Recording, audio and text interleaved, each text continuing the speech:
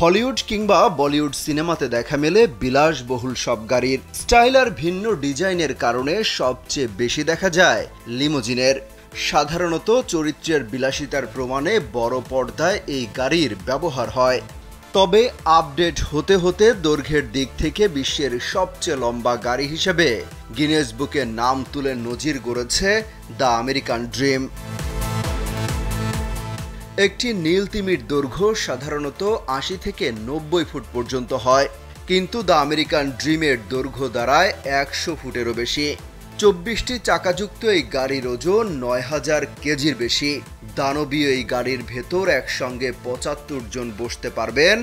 ১ মিনিটে নগদ Islamic account খুলতে ডায়াল করুন *167#। গাড়ির ভেতরেই রয়েছে বাথটাব, একাধিক টেলিভিশন সেট, ফ্রিজ, বসার জন্য আরামদায়ক সোফাও রয়েছে।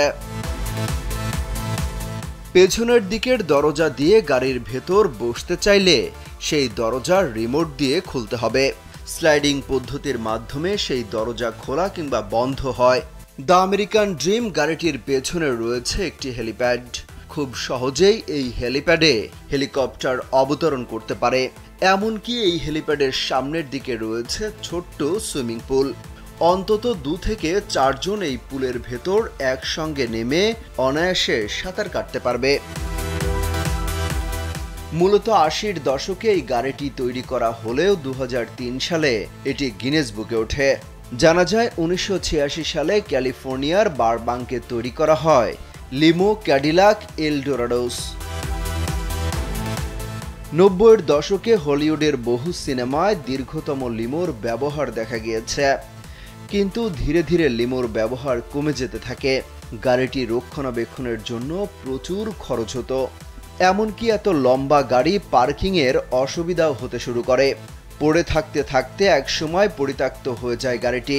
জিনিসপত্র বিক্রির একটি ওয়েবসাইটে পুরনো লিমো গাড়ির খোঁজ পান নিউ ইয়র্কের বাসিন্দা ম্যানিং, কিন্তু গাড়িটি কেনার মতো পর্যাপ্ত টাকা তার কাছে ছিল না।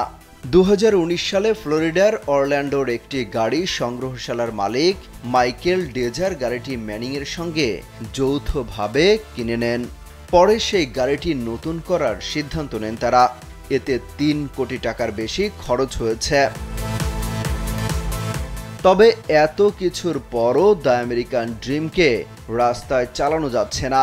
বর্তমানে অরল্যান্ডোর একটি সংগ্রহশালায় গাড়িটি রাখা হয়েছে, যেখানে সারা বিশ্বের অনন্য এবং বিরল গাড়ি সংগ্রহ করে রাখা হয়।